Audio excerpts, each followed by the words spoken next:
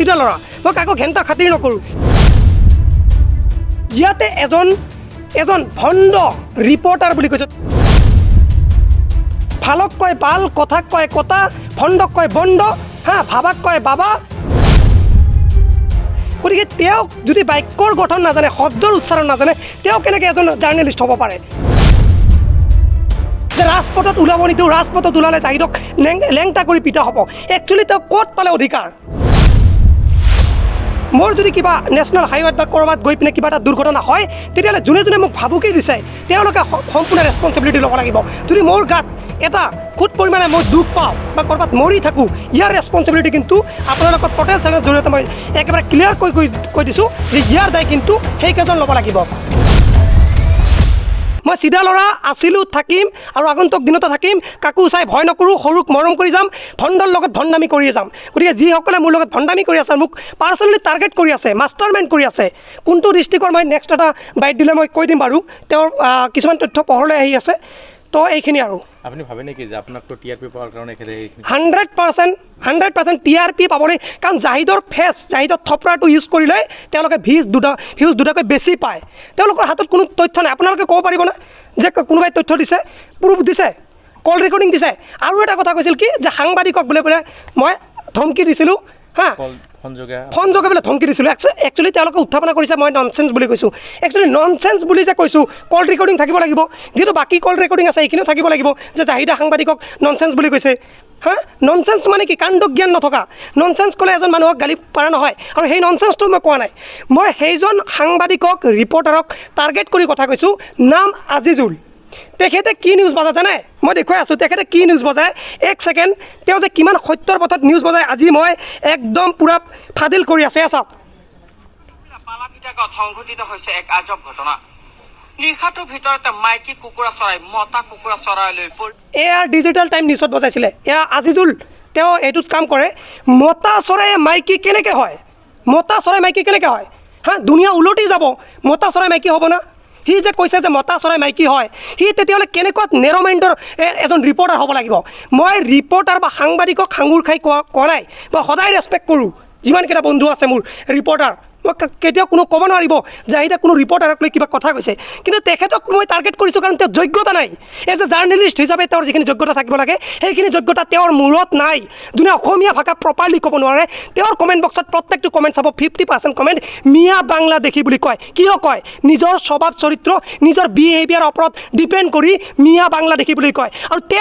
তেওঁৰ নিচিনা মানসিকতা নেৰ'মাইণ্ড থকা সাংবাদিকৰ কাৰণে আজি আমাৰ সাংবাদিক দলৰ এটা কলংক নাম উঠিছে একমাত্ৰ আজিজুল মই আজি একদম স্পষ্টভাৱে কৰিলোঁ আজিজুল যদি আপুনি চাই আছে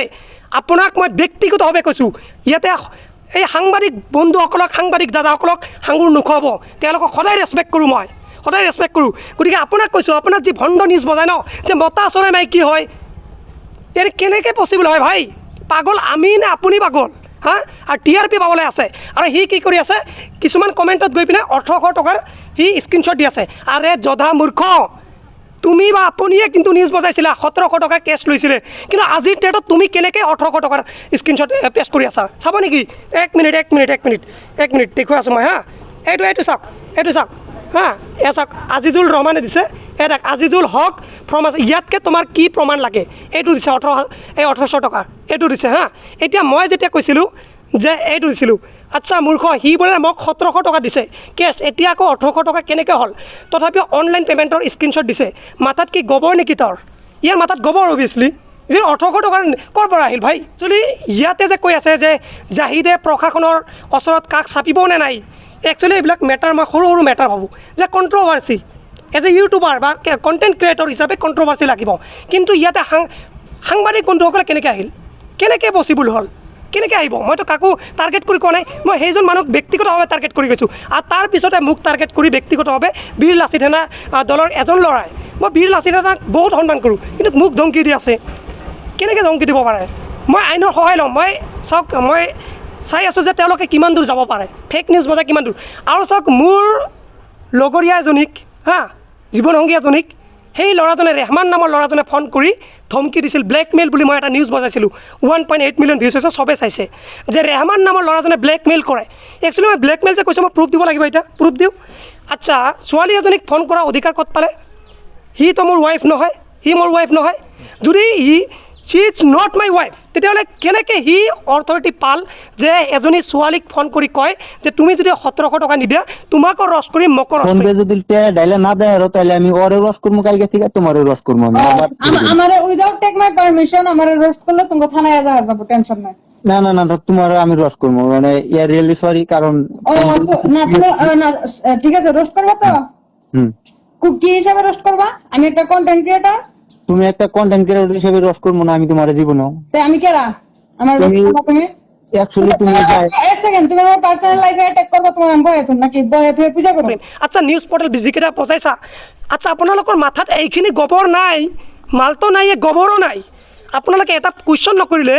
যে ছোৱালীক ফোন কৰা অধিকাৰ ক'ত পালা আৰু এটা কল ৰেকৰ্ডিং ভাইৰেল কৰা হৈছে ক্ৰাইম অপৰাধ কাৰো কল ৰেকৰ্ডিং ব্যক্তিগত কল ৰেকৰ্ডিং যদি কোনোবাই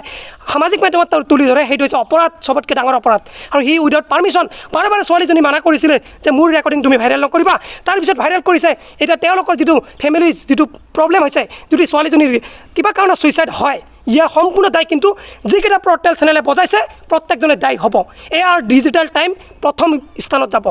যদি ছোৱালীজনী কিবা ছুইচাইড কৰিব লগা হয়